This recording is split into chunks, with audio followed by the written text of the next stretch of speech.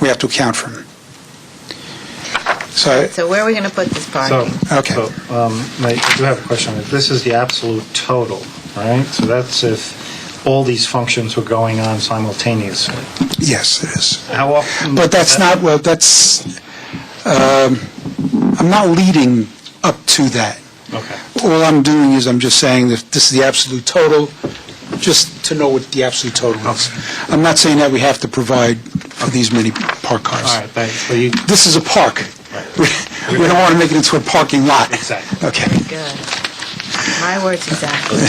Don't tell them that at the beach. And I have more to say about that in a later time. Okay, so if you look at the individual uses, mansion, we assume, based on 100 people occupancy on the mansion, we assumed 40 cars, 10 additional cars for the people who are catering. Party crashers. No, the people who are catering it, waiters, bartenders, and that type of thing. Picnic pavilion, 53 cars are expected, based on, I believe it was an occupancy of 160, if I'm not mistaken. Soccer practice, that was a number that Mr. Watnick and I discussed at length, and I think he feels comfortable with this. Frankly, I don't know myself. I didn't see it. Okay. We think that's high or low? That seems a bit high, but how'd you come up with that number, Bishop? Well, for actual parking, it may be a little bit on the high side, but we have two separate soccer groups there. The Rye Youth Soccer typically runs from about 3:30 to about 5-ish, thereabouts. And then Portchester Youth Soccer comes in and plays or practices till dusk. When those two teams are in the middle, you have the parents picking up their kids from Rye Brook Youth Soccer. At the same time, you have parents already arriving to drop their kids off for Portchester Soccer. So you have roughly a switch of roughly 600 kids at its peak. Okay. Because each group has about 300 kids in the program. Okay. And knowing these kinds of things happen, I feel very comfortable with what Mr. Watnick said. How do we manage that today? It's just, we don't. Well, Danny Pinella has been out there trying to direct traffic. People have basically been queuing, and they pretty much fill up the roadside, and they just kind of, gradually parade through, and eventually the clog gets through the park. Okay. But, traffic at that particular point is virtually at a standstill, and should there be any emergency at that particular point, it would be almost impossible for a vehicle to get through. Is there any way to stagger the times that the two different groups play so you can avoid a situation like that? Well, the problem, Bob, is that the 300 capacity, if you will, of Rye Brook Youth Soccer, they pretty much fill up all the various field spaces. Most of these run from anywhere from first grade all the way up, I think, to about 6th or 7th grade. So it's only when they leave that you can have another group come in. Because there's no other playing fields. It's not like you can bring people in 20 minutes early, play over here. Bishop, we're operating at capacity there. we spoke about that, and operating at capacity is great, but I really think that we need to open up dialogue again with the specific groups, and maybe we can try to help them find alternative places to have their programs.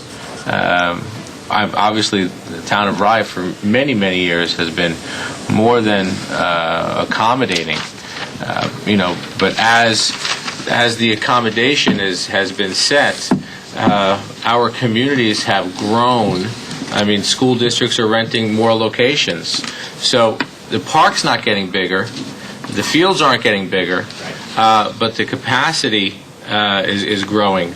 So we may be in a position where what was manageable, I don't know, 10 years ago, 5 years ago, what was manageable at those times may very well not be manageable now.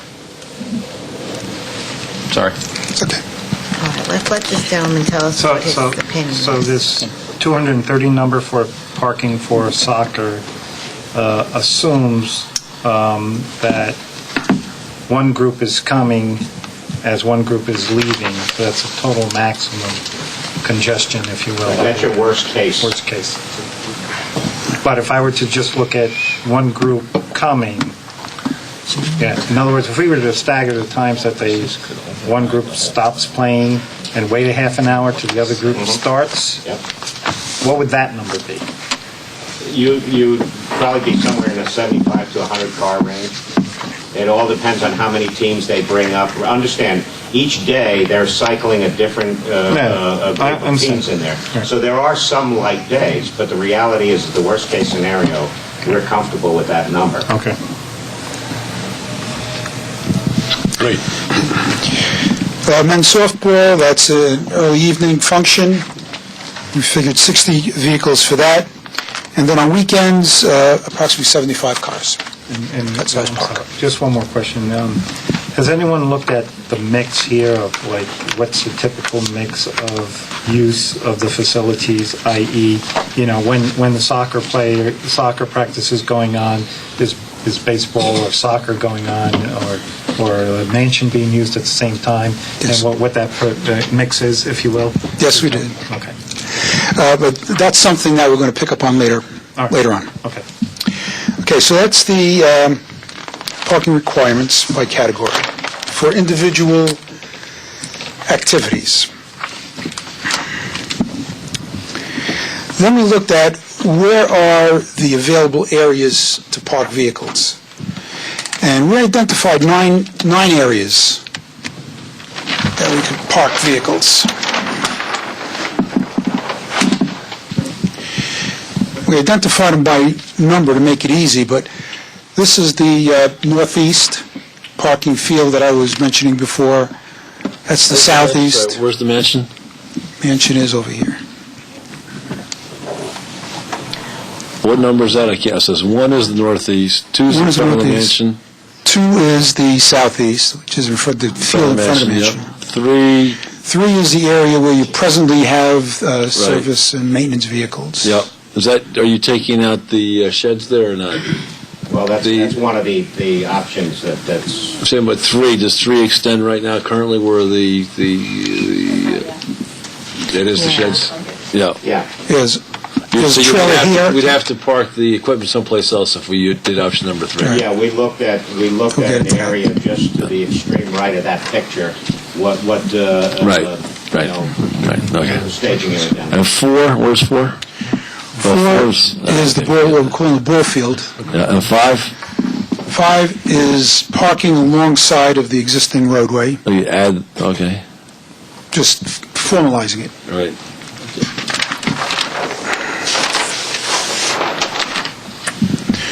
6 is what we're calling the north central field. 7, the south central field. So is that as you're going down the hill past the wall or before? It's before the wall. The wall's over here.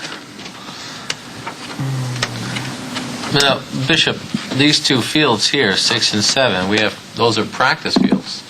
Yeah, that top section is, in fact, the practice field.